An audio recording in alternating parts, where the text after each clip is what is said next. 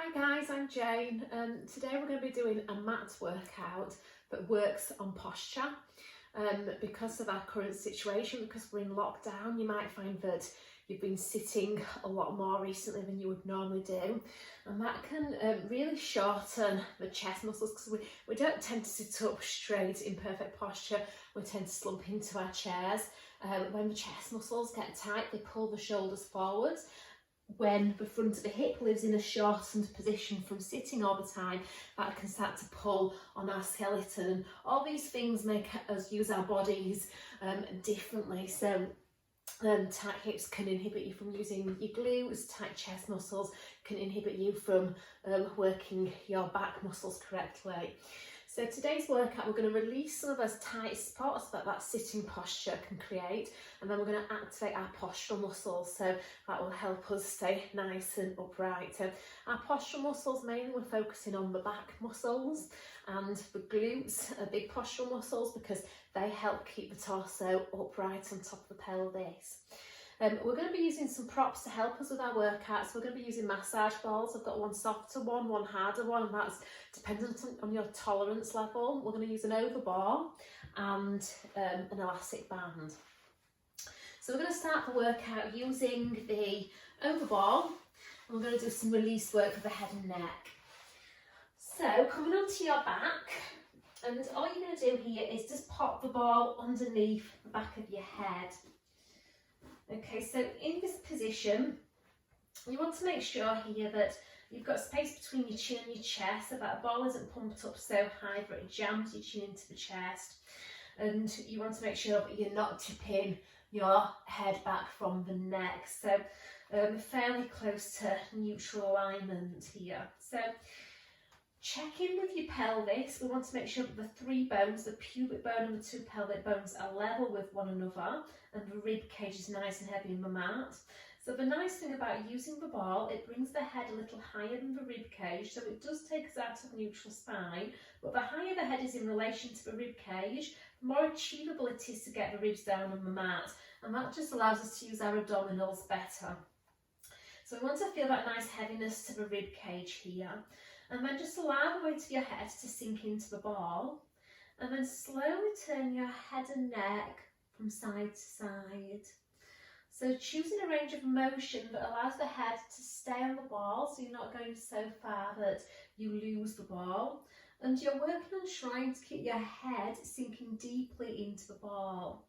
Now, because the ball is underneath the back of the head, it's providing a little massage for your connective tissue that runs up the neck and the head. So we've got connective tissue in our body called fascia, and when the fascia can get tight, it can affect our muscles. It can start to create tension in our muscles. So this is just helping us release some of the connective tissue that runs from the neck all the way up into the head. So the key here is to keep the weight of the head really, really heavy on the ball. It should feel quite nice. You're letting yourself sink into it. And then coming back to the centre, and I want you to imagine that you've got a nose on your pencil. A nose on your pencil. I want you to imagine you've got a pencil on your nose. And then start to draw tiny little circles on the ceiling with your pencil. So you're just making small circles with your nose, still working on trying to keep the head nice and heavy and sinking into that ball. And then start to make your circles a little bit bigger here, still trying to keep that feeling of heaviness. And this feels really nice for the back of the head and the neck. So we're taking the spine, so the neck is the top of the spine, so we are taking the top of the spine through a range of motion here, increasing blood flow to those joints and just releasing those tight spots. So once you've gone clockwise a few times, you're going to find somewhere in the centre and then go anti-clockwise. Start off small, and we're trying to feel that smoothness to the circle. So in a circle, there's no start, there's no finish to that circle. So we want to try and feel that sensation here. So I feel that my nose is going out to the side walls and down, and then out to the side walls and then back. So really just trying to move ahead on the neck and then releasing all those tight spots. So coming back to the centre, arms reach up to the ceiling, palms face one another. Focusing on your thoracic breath, so breathing into your rib cage, keeping that navel pulled into the spine. On your in breath, lift the back of the shoulders off the mat to protract your shoulder blades, and then use your out breath to bring the shoulders onto the mat and retract the shoulder blades. So just working between these two places. So here we want the arms to be straight and the distance between the hands remains the same. That neither gets greater or smaller as you do this. You're just trying to feel the range of motion the shoulder blades have on the rib cage. So how far the shoulder blades are willing to reach forwards on the rib cage as they protract, and how far those shoulder blades are willing to reach backwards on the rib cage as they retract. Less is more, so we want to still keep that heaviness feel into the head and the neck here, so head sinking into the ball, and the ribs are staying really heavy on the floor, the pelvis is relaxed here. And then just allow those shoulder blades to gently retract. And we're going to remove the ball, and I'm going to swap the over ball for the massage ball. So with the massage ball, I'm going to place it between the shoulder blade and the spine. So again, there's a little bit of trial and error here. We don't want the ball directly on the shoulder blade. It's that meaty part between the scapula and the spine. Head resting on the floor here, and then just scoot around on the ball until you find that sweet spot. Now those sweet spots I call spots of interest, so it's where you feel it's quite tender. So I'm going to hold it here and just allow myself to just rest into the ball. So I'm allowing my body weight to sink into the ball, and then slowly reaching the arm up to the ceiling and back. So I'm going really, really slowly here because that's already a little bit tender to have the ball beneath the shoulder. But that ball is giving me a massage. So massaging those muscles between the shoulder blades. So when those muscles get tight, they start to affect the way we use our shoulders. So we're trying to release all those spots, and that can have a positive impact on the shoulders, the head, the neck. So just trying to create more mobility before we do the activation work. When you start to feel a little bit more tolerance to the discomfort, we're going to start to increase the range of motion. We're going to do 3 arm circles. So reaching the arm overhead and then circling out to the side wall and then to the side of the body. Working on keeping the neck relaxed and just moving really slowly here. This is a really deep stretch for the chest muscles and the front of the shoulder. You might even feel this down the length of your arm here. Ribs are still equally weighted on the mat. So once you've done 3, we're going to move the ball to the other side. And again, just have a feel for that part where the ball is between the shoulder blade and the spine. And just have a scoot around until you find that little trigger point place. Let yourself rest on it. So sink the body into the mat. Try and get rid of tension here. And then slowly reach the arm behind you. And then reaching the arm back to where it started. So when we do this, guys, if you are new to what we call myofascial release, so release work, sometimes the nerves can be really sensitive to the pressure of the ball or whatever it is you're using for that massage. So you could have a softer ball, so that would be kinder, or a bigger ball, so less pressure on one area. So that's ways of dealing with this. But the more you do this, that will desensitize your nerves to the pressure of that ball. You start to be able to tolerate it more. So we're going to go for circles now, just trying to find that stretch. So for me, this feels what I would describe as bittersweet. It's more uncomfortable than it is uncomfortable. Or sorry, more uncomfortable than it is comfortable, but I know that by doing this, it's going to do something good for my body. So really trying to stretch. So once we've had that little massage through the back, we're now going to do some release work the chest. So when the chest gets tight, it can inhibit you from using your back muscles. And later on, we're going to be activating those back muscles because those back muscles are essential for posture, keeping us upright. So with the ball, we're going to place it where the chest meets the shoulder. And then you're just going to allow your body weight to sink onto the ball. And then just bring your arm out to the T position, so arm goes out to the side, allowing your forehead to rest on the back of your hand. And again, let your body weight sink into the ball and just scoot around on it until you find that little spot of interest, that place where it does feel a bit bittersweet, and just holding it there for a moment. And then you can scoot a little side to side.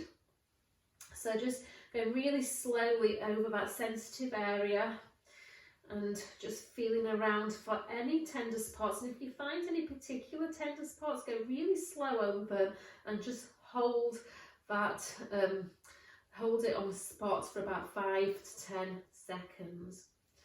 So as it starts to feel a little bit more comfortable, then you're going to hold still on that ball, and then we're going to rotate the shoulder forward so your palm turns upwards, and rotate the shoulder backwards so your palm faces down. So we really want to feel the upper arm bone spinning its socket, the arm bone is turning forwards, the arm bone is turning backwards. You're still trying to weight your body on the ball here. So if you're a bit sensitive to that pressure, the temptation is to shift across to the other side, and that will reduce the benefit of the massage. So we're trying to tolerate it, its edge of your discomfort. Okay, and then you're just going to trace a circle. So we're going to reach the arm overhead and then go back to that T position. So just do that a couple more times, and it's already starting to feel a little bit better on this side. And then releasing. So we're going to do that on the other side.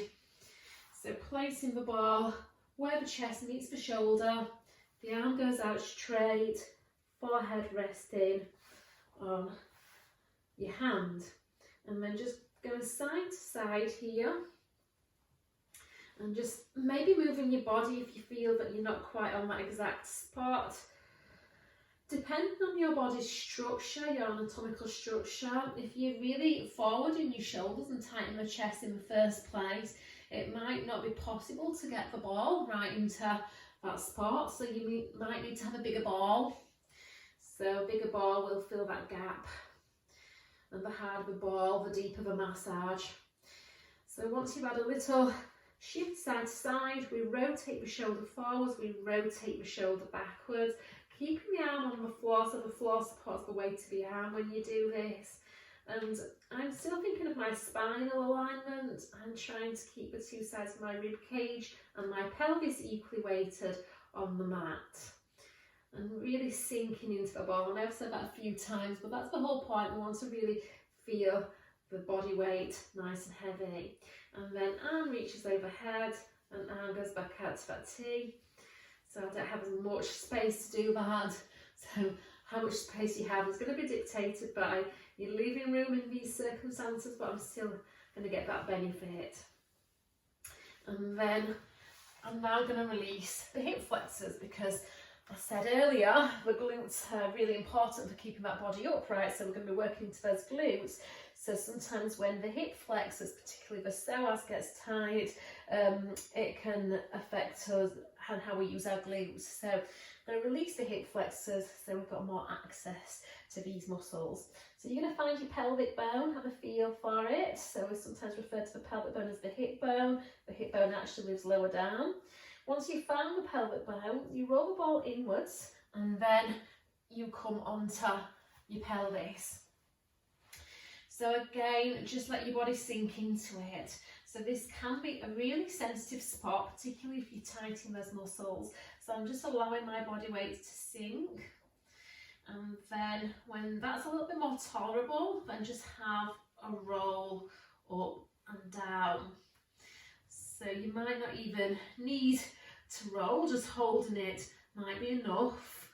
But again, just look for those tender spots and just have a feel where those places are. Remember, when you find those spots, you hold it again for another few seconds. Okay, and then I'm going to move on to the other side. So placing that ball, finding my pelvic bone, moving it just inside the pelvis, and then just holding it initially. And you might find that you've got one side tighter than the other. Just allow yourself to sink and just focus on your breathing. So when you're doing the release work, breath is a really good place to go. So working on your breathing, keep that navel pulled in, and then breathing into that release work, and then just going up and down, pushing back and forth. So I have to push down into my forearms, still keeping a good shoulder position. There's a little bit of core activation here needed. And just having a feel for the spots of interest. So it's always nice to do some release work, and after some release work I like to go into mobility work and then activation work. So coming off the ball, so we're now going to swap the ball for the band. We're going to start to open up through the chest and the shoulders, especially if they've been tight for all the sitting work you've been doing. So you're going to hold your band, so your hands are roughly shoulder distance apart, and maybe a little bit wider if you are like me and you know that your shoulders are tight. So gripping between your thumb and your first finger, open your chest and widen your collarbones, and you're just going to lift the band to about shoulder height and then lower that band down. Now, as you do this, guys, I want you to feel that the lift of your arms is coming from your back. So it's a sense of lifting from your shoulder blades, and your shoulder blades live on your back, so that's what I mean by lifting your arms from your back. Focus on dropping the shoulder blades downwards to lift your arms upwards. Focus on that hip position, so feel that you're using those glutes to push the hips forward, so you're nice and open in the front of the hips, front ribs pulling into the back ribs. Starting to increase range of motion, so see if you can lift the band a little bit higher, gently pulling out on it, and then lower that band down. Checking that as you go higher with that range of motion, you're not allowing the weight of your arms to arch your spine, and you're still trying to keep that good shoulder position, so that sense of those shoulder blades dropping downwards when your arms go up. Now, if your mobility allows you to, you're going to circle the band behind your lower back, and then you're going to circle the band in front of your legs again. So the focus here is to keep straight arms and a straight spine. If you're bending your arms or your spine, that's usually as a result of reduced mobility through the shoulders. So focus on working to alignment, the place where your arms and your spine stay straight, so you get the optimal benefit of the exercise. So improving spinal stability, but really working on chest flexibility and shoulder mobility here, controlling that band. Now you're going to bring the band to chest height. We're going to go into some halos. So from here, right arm circles behind the head, left arm circles in front of you. So focus on keeping that torso really stable here. So you have to resist rotation through the torso, having to really work through those spinal stabilizers and opening up through the shoulders. So we're going to do a few where the body stays stable, but once we're on top of that, we're going to add some torso movement to it, bringing some movement into the upper back. So as the arm goes to the side, the spine goes to the side. As the arms go back, the spine goes back. And as the arms go forwards, the spine goes forwards. So we feel that the spine now is following the arms. We're making circles with the arms. We're making torso circles as well. So this is really great for mobilising the thoracic spine, the ribcage part of the spine. I'm going to do one more here, trying to keep straight arms as best as I can, and then bringing the arms down, give those shoulders a roll, and we're going to do that in the other direction. It's not ideal to start feeling tension through the upper trap, so I started to feel that kicking a little bit, so that's the prompt for me to tell you. So if you start to feel too much work in the upper traps, less tension on your band. So I'm going to go a little bit wider with my hands. So shoulders are down, hips are pressing forwards. This time the left arm circles back, the right arm circles forwards. So really opening up through those shoulders, stretching from the elbows all the way into the waist, trying to reach those arms as far back as possible, finding that place where you've got that optimal stretch through the chest. So it's actually really hard to keep the torso still and stable, so making sure you're not ducking underneath the band, adding that spinal movement.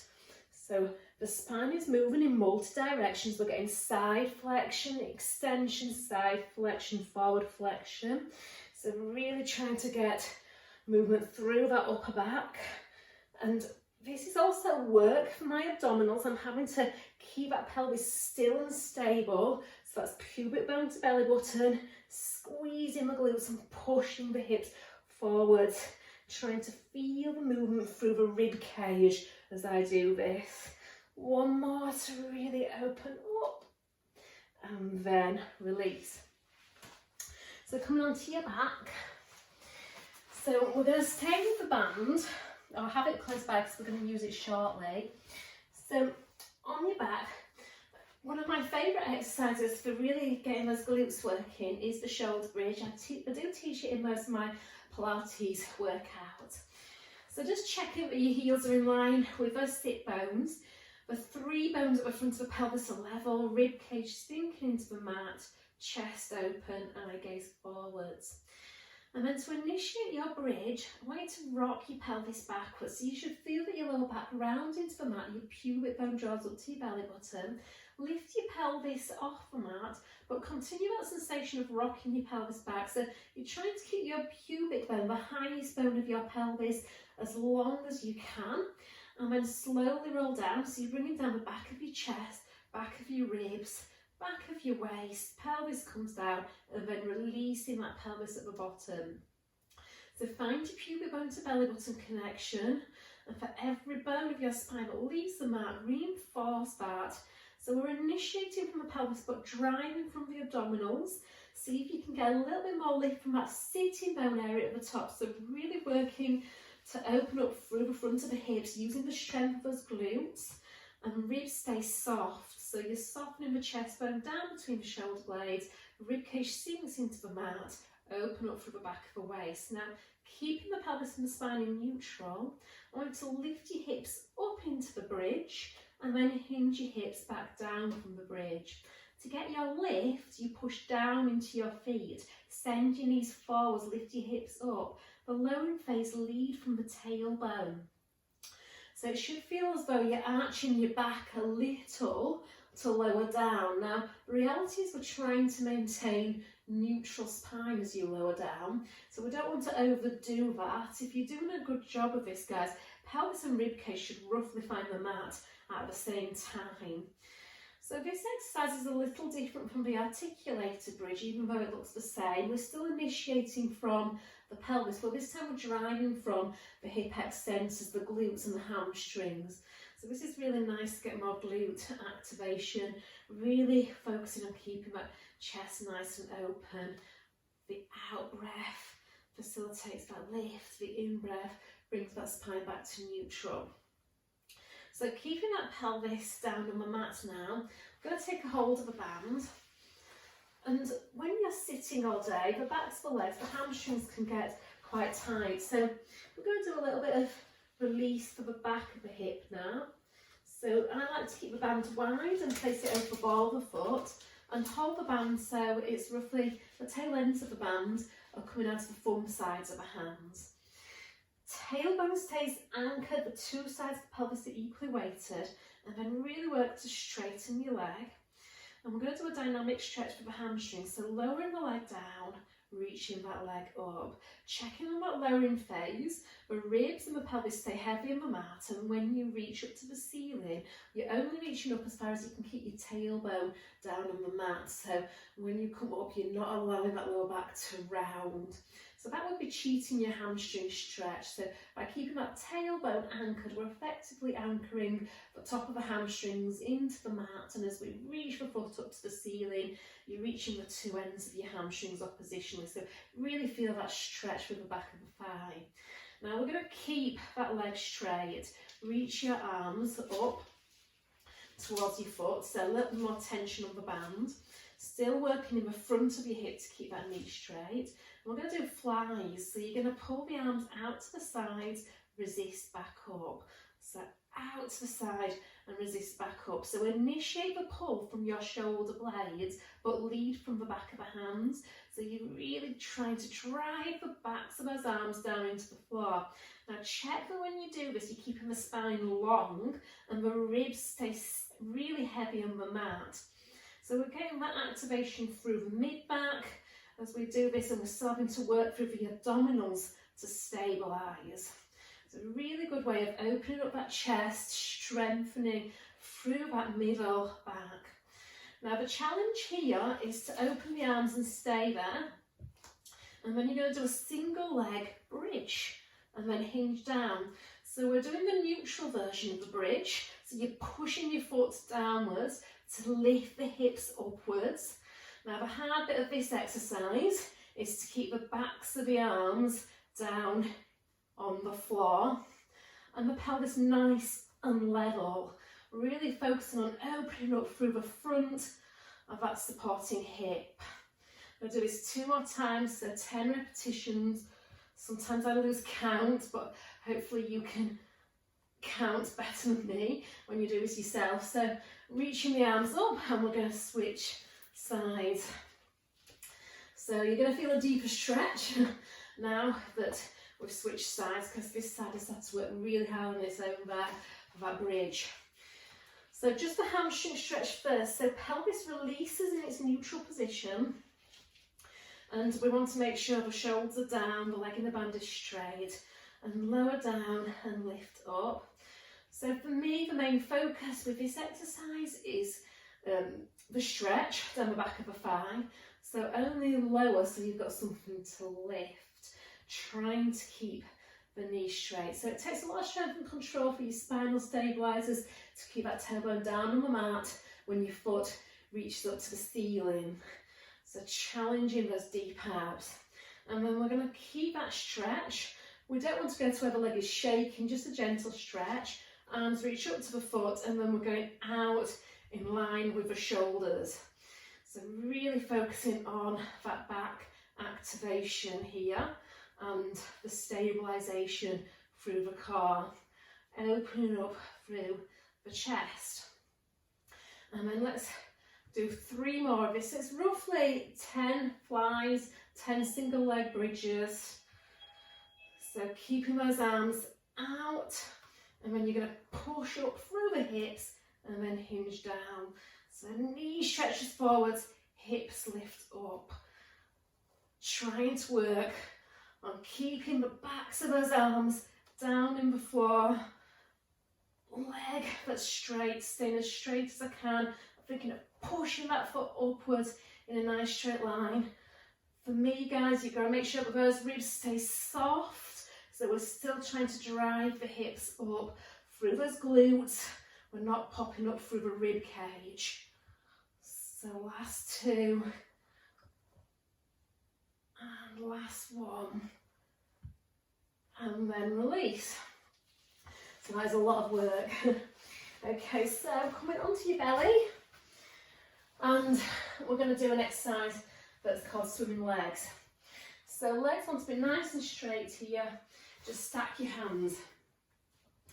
So choose a leg position that allows your pelvis to be level on the mat. So the 3 bones at the front of the pelvis are equally weighted on the mat. If you are tight through the front of the hips, you might have to go wider with your legs to get that good pelvic placement. Once you've found that pelvic placement, you want to feel that you're subtly drawing your pubic bone upwards to your belly button, but keeping those 2 pelvic bones on the mat. And it's a sense of keeping the lower abdomen nice and light on the mat. Take your shoulders away from the ears.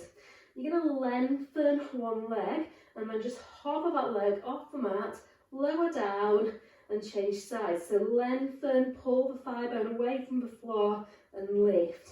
Now you want to feel that that lift is coming from the crease of the glute, where the leg meets the pelvis. So we're not lifting the foot off by bending at the knee to lift the foot off.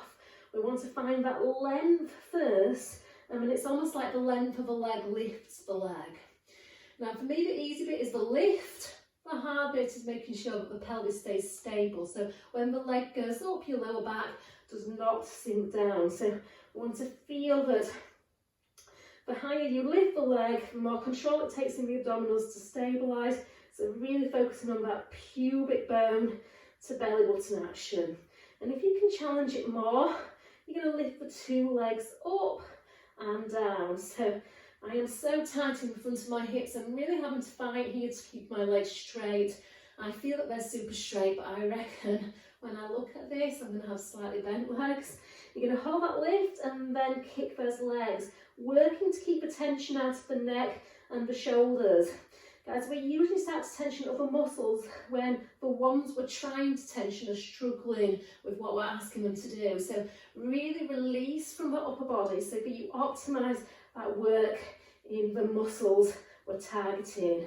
Really working to squeeze those glutes here and then release. Oh, a lot of work through my bottom. So arms are going to be bent now in what I call W position, shoulders lengthening away from the ears. And we're going to activate those back extensors. Before we do that, guys, I want you to squeeze your bottom as tight as you can.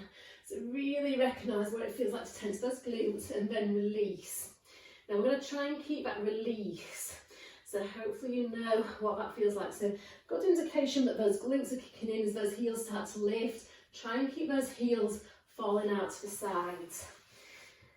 Keeping that pubic bone subtly joined up, so we're using the abs to stabilise the lower back, not the glutes. Head hovers, and then reach your chest forwards to the front edge of the mat, and then upwards to where the wall meets the ceiling. So you're creating a back bend in your upper spine.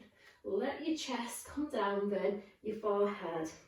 Shoulders lengthen away from the ears, and you're using that to pull the chest more forwards, more upwards. Your range of motion wants to be as big or as small as you can keep that last rib on the mat. So we're really isolating this to the upper back, because when you're sitting and slouching in a chair, it's going to be your upper back that wants to come forwards. We're trying to teach those muscles to hold the spine upright and backwards. Now, because I'm a bit rounded in my upper back, I tend to go like that with the neck. So watch for that, guys. Now, challenging yourself. Can you lift your forearms off the floor as you lift your upper spine? So elbows stay down, you're just trying to get those lower arms to lift. Still checking in with those glutes, guys, making sure those glutes are staying nice and relaxed. So this is challenging shoulder mobility, chest flexibility, and it takes a bit more effort through that mid-upper back when we start to lift those forearms. And you're going to hold that lift if you can. Keep drawing your pubic bone up to your belly button. See if you can lift the elbows, but keep the hands and the lower arms higher than the elbows. And then can you reach your arms forwards without tensing those glutes and then bend? It's like a rowing action, but I'm working on releasing from my glutes. Now you will find that the more you release from those glutes, the harder that upper back has to work. And that's the idea here, strengthening those muscles that hold that spine upright and then release. So stretching it out and just rounding through that spine. And we're going to finish off with a planking exercise with the band.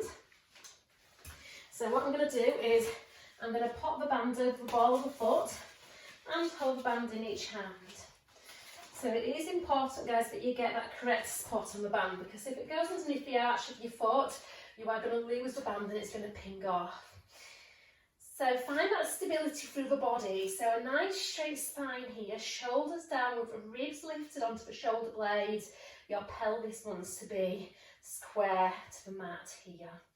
And then all you're going to do is just press your leg backwards into the band and then resist back in. Try and feel that your press is coming from your sit bone area, so the crease, the glute. So remember the exercise swimming we did on the belly? I want you to relate to that exercise. You're going to keep your legs straight and then lift up and then lower down. Really trying to push through the heel of the foot here And I'm trying to lift through that sit bone area.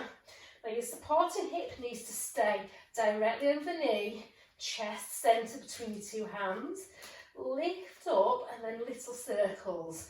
We're going to do 5, 4, 3, 2, 1. Changing direction, working hard to keep a straight knee, asking the glutes to do the work here. And then coming in. So for me, the hard bit with that exercise is definitely keeping everything else still and stable. So switching the side with the band, anchoring. Okay, so this is good for upper body activation as well. It takes strength from those shoulder stabilisers, your spinal stabilisers. But we're definitely doing this to work into those glutes. So the power to press into that band comes from that sit bone area, resist back in. So reach, resist, reach, resist. Trying to make sure there's no shifting through that body and focus on using the strength of your 2 straight arms to push the floor away from you all the time.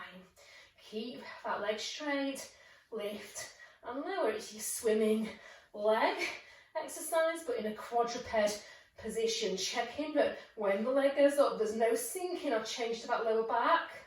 So abs have to work to control that lift.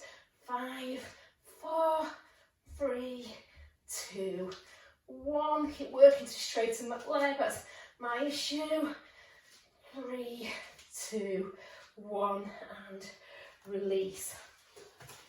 And then just finishing off, guys, with a nice stretch through the chest. Find that mobility that you've created through that upper body. And a nice stretch through those glutes. So crossing one leg over the other, hug the knee in. Opposite hand down behind your lower spine. Push down into it, really lift that spine up nice and straight. And then changing sides. So we've released, we've mobilised, we've activated. Hopefully you'll feel the benefit. If you keep on doing that, guys, throughout your day, every day you're going to counter the sitting down at a desk. Thank you very much.